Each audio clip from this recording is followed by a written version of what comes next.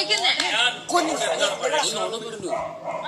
At least ഞങ്ങൾ എന്താ പറഞ്ഞത്, ഇവര് ചേട്ടനെ ടാർഗറ്റ് ചെയ്യുന്നുണ്ട് എന്ന് പറഞ്ഞായിരുന്നു. അപ്പൊ അറ്റ്ലീസ്റ്റ് ഞങ്ങളോടെങ്കിലും പറയായിരുന്നു, എന്തെങ്കിലും അഭിനയിക്കുവാണെങ്കിലും പറയാമായിരുന്നു.